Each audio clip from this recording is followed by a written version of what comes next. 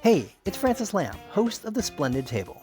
Every week on our show, we talk about food and cooking and the meanings of food and cooking. We talk with the most interesting people in food about their techniques, their culture, and everything in between. Whether it's about how fried chicken took over the world or how Instagram changes the way people are actually eating. It's a food show where everyone is welcome. Come join us. You can listen to The Splendid Table wherever you get your podcasts. This episode is brought to you by the second annual Catskill Cuisine Festival. Visit catskill-cuisine.com to learn more and buy tickets. You're listening to Heritage Radio Network.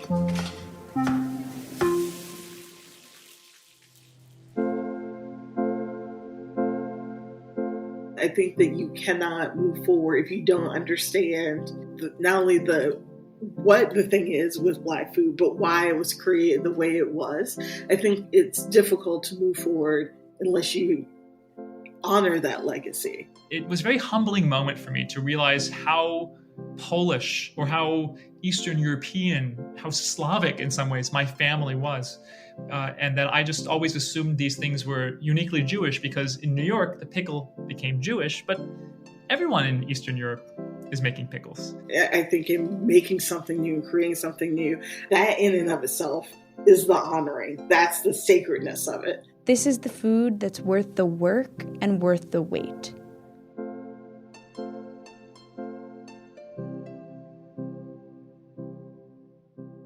When you hear the word identity, what comes to mind? Gender, race, culture. Our capital S self is largely informed by a charcuterie of ideas, and the food we eat is a reflection of that. The voices you heard at the top of our episode were Deb Freeman, Jeffrey Yoskovitz, and H. Conley. All of these folks previously heard on the Meat and Three airwaves mused on the same question. How are food and identity interlinked? Whether it's what we eat, who we eat with, the places we shop, our choices surrounding food are directed by who we think we are. Today, we're pulling from the Meat and Three archives to explore how food shapes us, and just as importantly, how we shape our food. Without further ado, I'm Taylor Early, and this is Meat and Three on HRN. Meat and Three. Meat and Three. Meat and Three. One meat, three sides. Food, news, and storytelling. A square meal. For your ears. Meat and Three.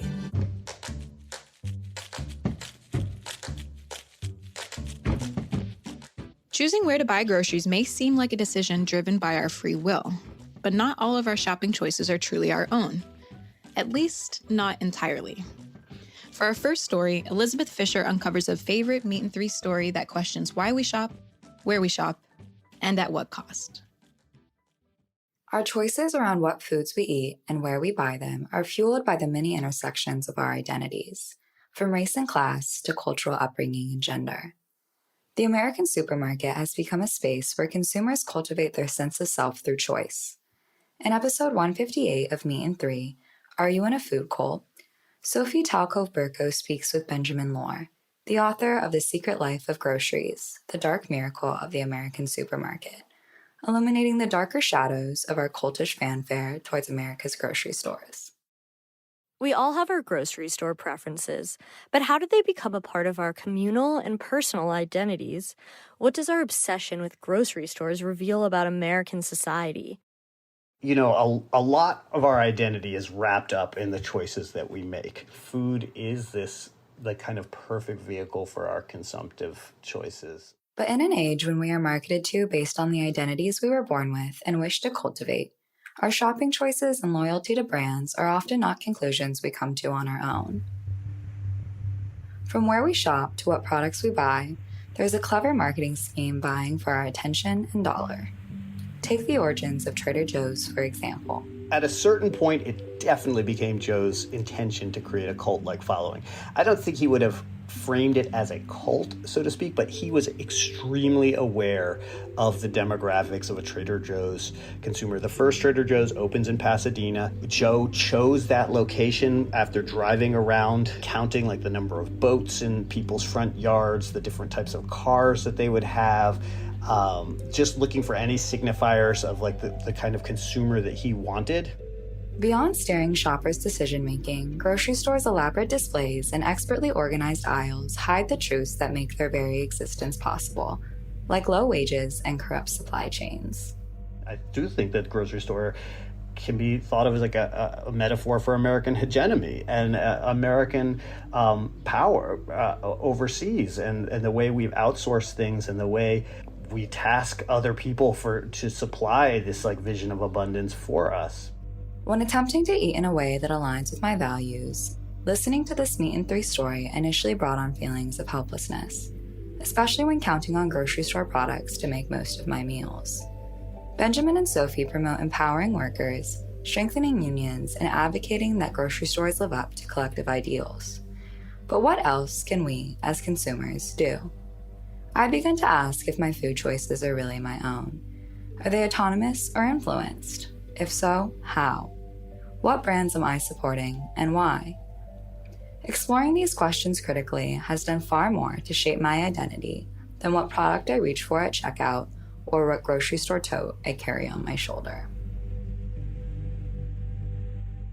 In the face of large corporate interests dominating so many of our grocery stores, it's easy to dismiss the power of our own choices. However, when tasked with continuing a tradition, like soul food, the choices we make as individuals can have a massive impact. Although Black history ought to be celebrated all year round, Black History Month was initially Negro History Week, created in 1925 by Dr. Carter G. Woodson. Today, Black History Month reflects on individuals who have made notable contributions in the fight for equity and freedom. Freedom fighters didn't just sustain themselves on the struggle, though. They needed sustenance that fed the body and nourished the soul. Here's Asha McElroy on how soul food was cultivated in the fight for freedom. Black history is rooted within the African diaspora because many of our ancestors were born in Africa, the motherland. They were forcefully taken to the Americas and dispersed throughout the Caribbean. To center themselves in an unfamiliar land, they continued to keep the diaspora alive by honoring various Ndinkra symbols. The Sankofa symbol depicts a bird with its neck and beak facing backward and its body pressing toward the future. The symbol stands for reaching back as we move forward. I thought of the Sankofa symbol when I heard this Meat in 3 story, honoring the past to build the future. I love that this episode didn't come out during Black History Month. It goes to show how important it is to keep uplifting and celebrating Black history all year round. Dynamic food writer Deb Freeman discusses the evolution of African American foodways and their impact on one's food culture. The future of soul food involves incorporating culturally relevant elements, including tomatoes, okra, and ancient grains such as fonio, all ingredients intertwined throughout the African diaspora. For me, when I think about the future of soul food, I think about using elements from our background and from our heritage, but then how can we do it in new and unexpected ways? Not to say that there's anything wrong with the staples that we all know and love. Of course, that's comfort food and that has its place. Mac and cheese, collard greens, and cornbread typically have a place at the table, whether on New Year's Day, Juneteenth, or even Thanksgiving. These staples will undoubtedly make your mouth water. When I think about soul food, I have a different perspective because I am a vegetarian, meaning that I do not consume any animal products besides dairy occasionally. I create traditional soul food items like stir-fried collard greens, spiced with cumin, berbere, smoked paprika, and other aromatics instead of ham hocks. I don't shame other people for their food choices, but I recognize that we must come together to define innovative and interesting values in the continuous fight to preserve African American foodways for future generations. Freeman provides a framework of the values that she uses as her North Star in the fight for preservation. we're able to take traditions from Africa and keep our legacy alive. And so while so many things were stripped from us and taken from us, 400 years later, we are still able to hold on to some of that cultural memory. And that's because of every single person who, whether it be a technique or by using similar ingredients, they were able to keep our traditions alive. And to that, we owe them a debt of gratitude. We must continue to say the names of our ancestors who made significant contributions to African American foodways for future generations to come. It is our responsibility to not only preserve Black history, but continue to shape the future of the food system by recreating culturally relevant, soulful meals. We'll be right back with more Meat in 3 after a brief break.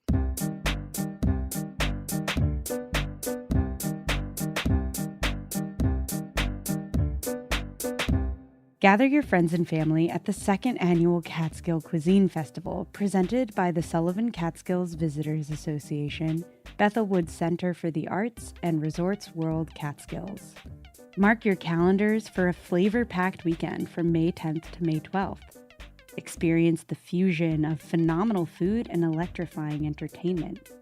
Rub shoulders with your favorite Food Network personalities, including Andrew Zimmern, Michael Simon, Scott Conant, Marcus Samuelson, Jeffrey Zakarian, Anne Burrell, Melba Wilson, and distinguished international chefs by LaBelle Farms. Kick off the festivities with Friday's star-studded golf tournament and evening reception. Saturday heats up with free tastings, thrilling live demos, music, and family activities, culminating with a gourmet dinner hosted by celebrity chefs. And on Sunday, celebrate Mother's Day with a special celebrity-curated brunch. Tickets for this celebration are selling like hotcakes. Visit catskill-cuisine.com to grab your pass for this unforgettable weekend in the picturesque Catskills. See you there!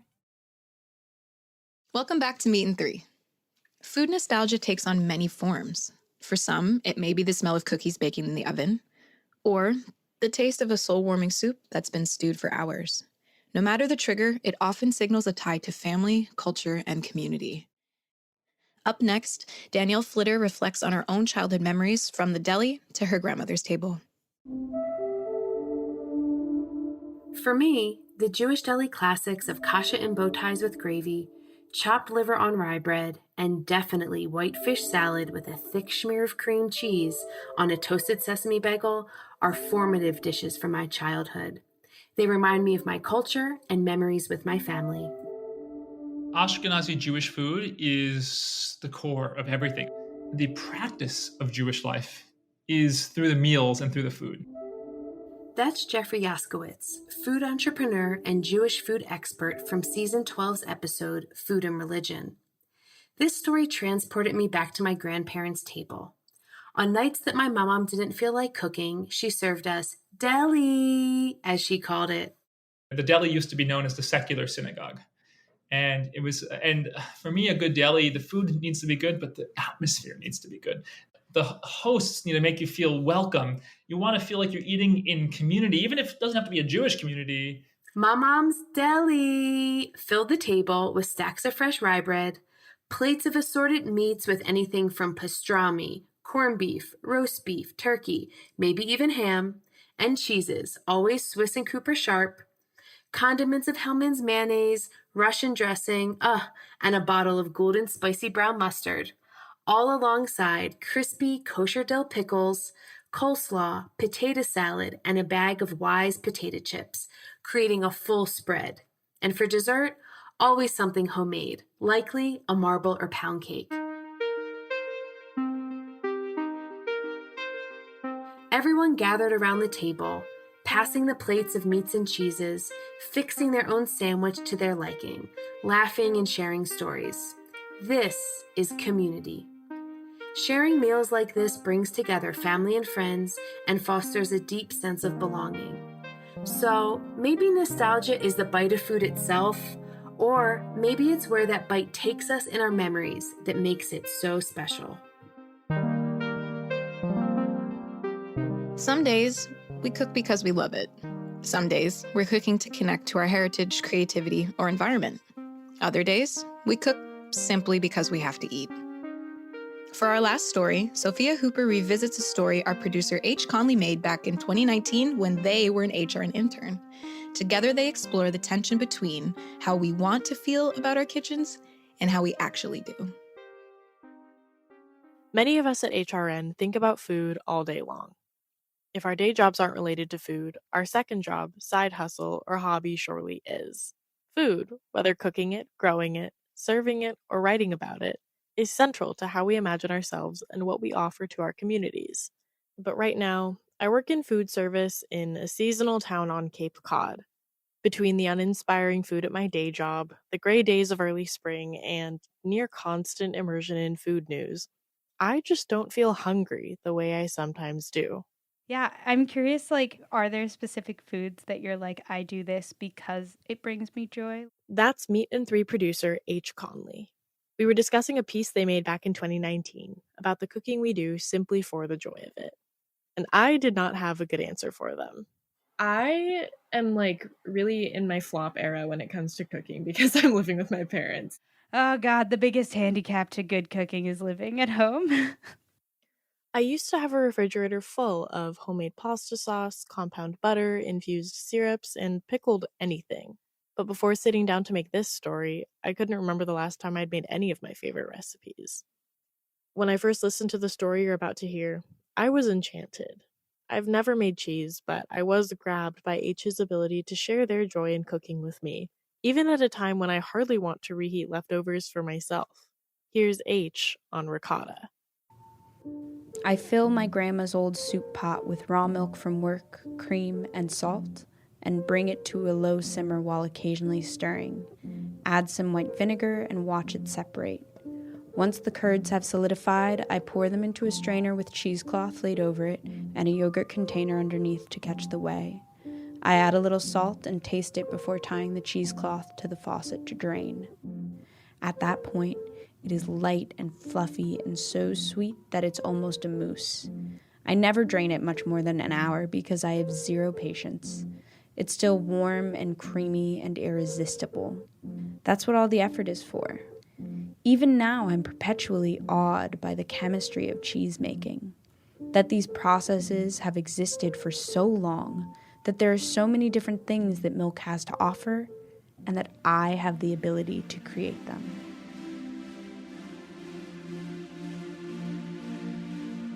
I really miss the excitement of going to the fancy grocery store for one special ingredient, taking creative liberties with a recipe only to ruin it, and then taking even more creative liberties to fix it, making something better only by doing it a dozen times. I miss it, and as of recording, I still rely heavily on leftovers and cereal, but I'm grateful to those who remind me why I love food so much, what is so special about the thing I've dedicated years of my life to, and what is worth coming back to the kitchen for.